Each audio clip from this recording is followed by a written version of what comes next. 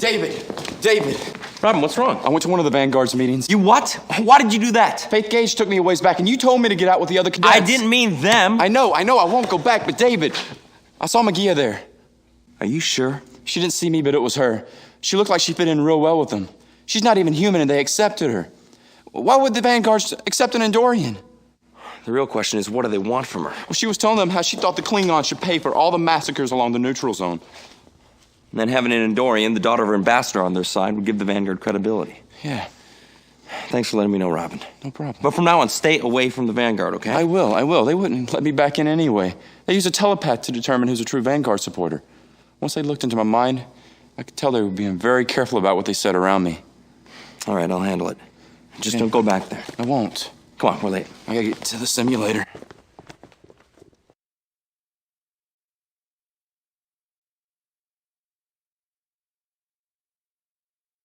I'd better put in some work on the project with Sturek. I don't understand. We have different fragments from all over the McClanty vessel, but they all contain the same set of etched structures. That is not entirely correct. There are old pathways and new pathways in the metal, with some overwritten or blocked off. Though their appearance may seem the same, their actual function would be far different. But that's assuming something actually travels down these paths. They're too small. I mean, look, at best, only the most basic subatomic particles could travel down them. Though we may be on the wrong track, we should run a series of simulations to determine which subatomic particles do go down these paths.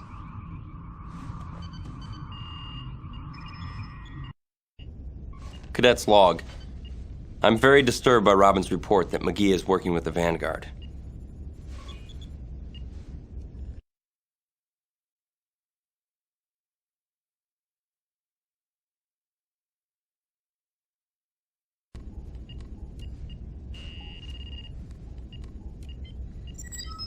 Enter. McGee. David, you wanted to see me? Yes, I did. McGee, are you a member of the Vanguard? No. I know you've been to their meetings. I'm sorry. I lied to you, David. But I was trying to protect you. Protect me? How? Some of the Vanguard think you're okay because you seem to be friends with their hero, Kirk. But others like Milan would prefer to see you stuffed into a warp drive. McGee, sit down.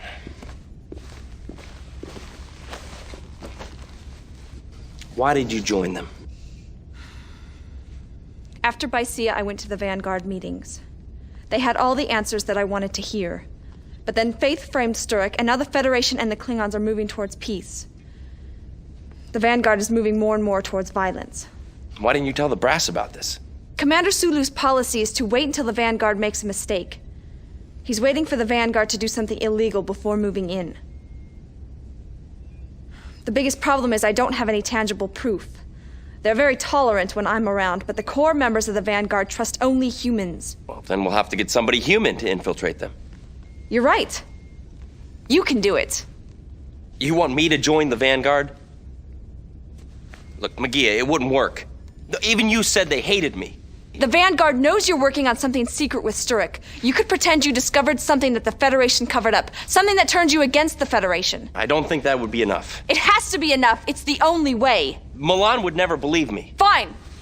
It's not gonna work. Besides, they have a telepath. She'd spot whatever was planned in a heartbeat. Well, telepaths aren't always that reliable. But Vulcans are. Please, David. They believe Captain Kirk supports them. I think you're crazy. But, okay, I'll give it a shot. Good.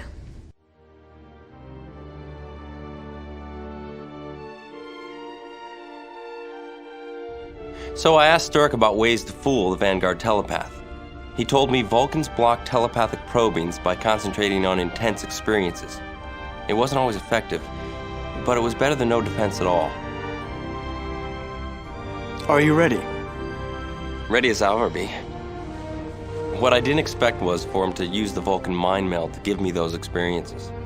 I wasn't sure if I wanted to go through with this, but I'd given McGee my word I'd infiltrate the Vanguard.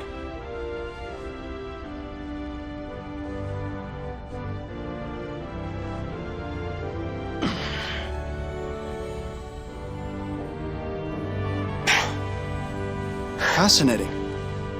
Cadet's log supplemental. I still have to decide next week's schedule. So I think I'll put in some more time on the McClanty simulations. The reports are in. No measurable change in the matrix. Are you sure? None of the electrons made it down the path? The results were identical to the proton and neutron simulations. But they were the perfect size. David, the simulation has failed.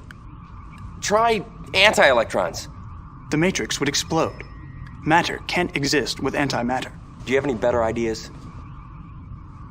Perhaps. First, antiprotons. As expected. Try the anti-electrons. Attempting the simulation now. Nothing. Wait. It's working. Fascinating. The edge pathways appear to be channels for controlled positron bursts. We did it! We did it! This evidence clearly exonerates the Klingons. The McClanty matrix constitutes a technology far beyond anything the Klingons possess. Come on. We've got to tell Sulu and Rothro that whatever attacked those colonies was not Klingon. Come on.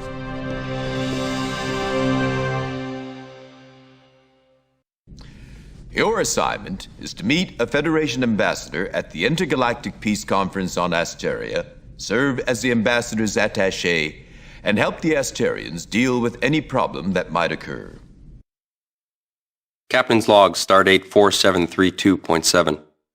We are orbiting near Asterian Starbase 24 prior to the final leg of our journey to the Asterian Peace Conference. The Asterian cruiser says that they are ready to guide us through the security stations into the Asterian home system, sir. Course laid in, Captain.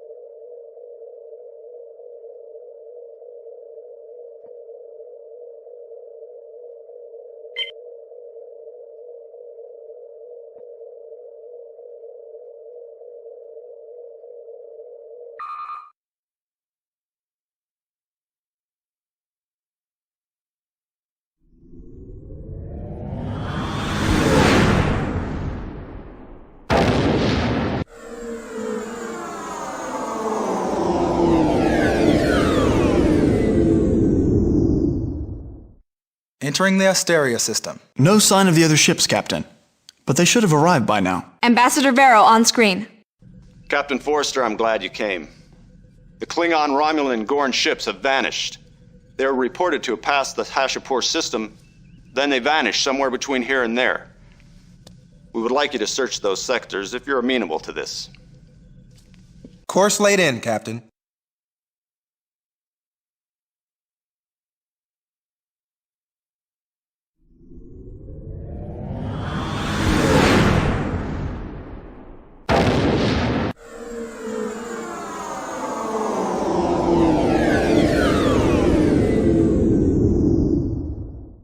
There is nothing unusual to report, Captain. Course laid in, Captain.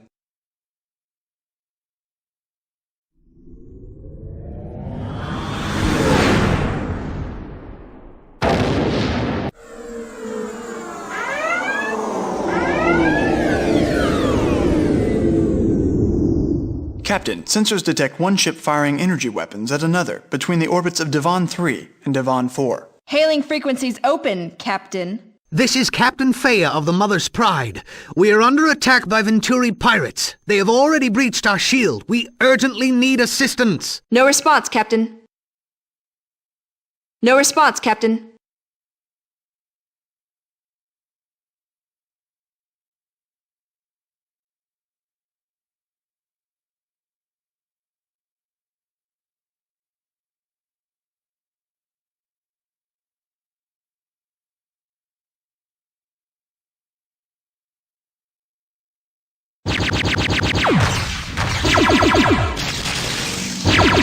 Starboard shields have been hit. Forward shields have been hit. Upper shields have been hit. Upper shields have been hit. Upper shields repaired.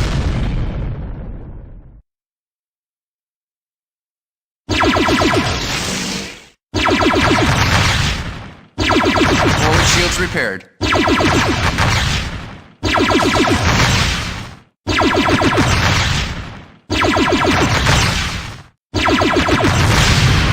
Venturi are no longer a threat, Captain. There is an incoming message from the Mother's Pride. The freighter's captain thanks us for our help and requests permission to head to Starbase 3215 for repairs. Permission granted.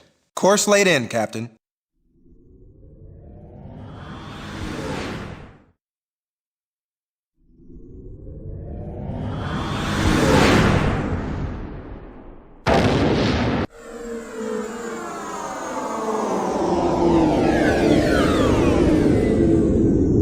Entering the Well of Discord. I assume that's the local name for the region? The Asterians have a legend that this is where the stars went to war and destroyed each other, leaving a great void. I have found our missing ships, Captain. This Venturi cruiser has 39 Venturi aboard. It has taken damage from Gorn weapons. Captain, I have a message from Sickbay. They've analyzed the sensor readings from the Venturi. Put them on. Captain, this is Sickbay. These people are Venturi in physical form only. Their biochemistry is completely different from anything we've seen before. Some sort of viral infection has altered them. Interesting. A message was sent from the Venturi to the Gorn ship. I am unable to intercept it. A message was sent from the Venturi captain is willing to speak with us. On screen.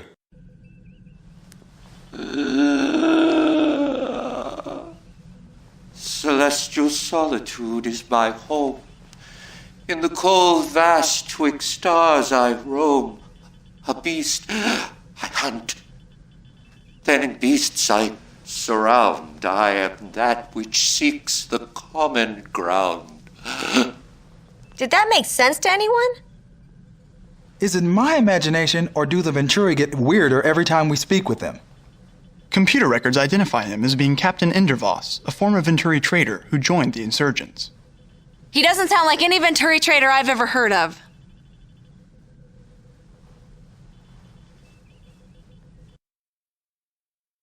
I am Captain David Forrester of the USS Paris. Who are you?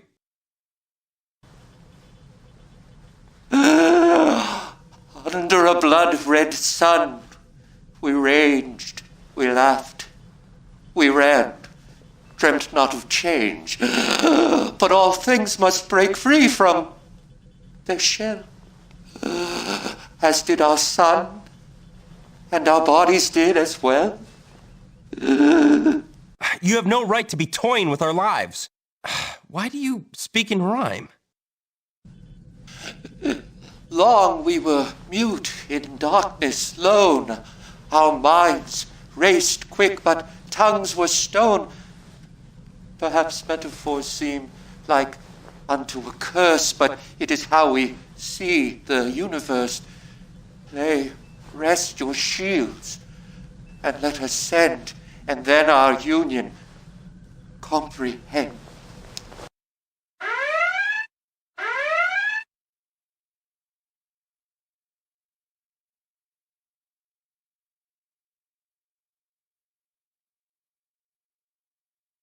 A message was sent from the Venturi to the Klingon ship. I am unable to intercept it. Captain, all of the vessels are moving to attack. Starboard shields have been hit. Forward shields have been hit. Forward shields are critical, sir. That shield system is working. Venturi cruiser destroyed. Interesting.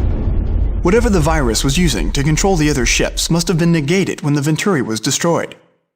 I would recommend setting course for the peace conference, Captain. Our mission here is complete. The remaining ships are requesting information on what happened. Tell them as much as we know, Vanda. Let's take them back to Asteria. Course laid in, Captain.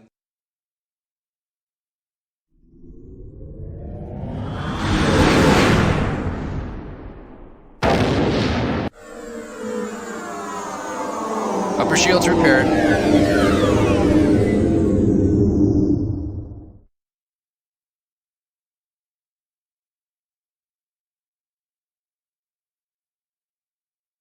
Forward shields repaired. Photon torpedoes are not available, Captain. We are being directed to go to the conference. We're ready to beam down to the conference. Mission objective complete. I feel optimistic about this conference. Klingons, Romulans, and Gorns? There's a lot of potential for some real diplomatic problems. We know Klingons and diplomacy create problems, but whatever it was that infected the Venturi was right about one thing. We all have more similarities than differences. So we can all lose our minds from the same infection? That's not very comforting, Vanda. That's not the point. We all share common ground, Jana. It's just so obvious that sometimes it takes something really dramatic to point it out.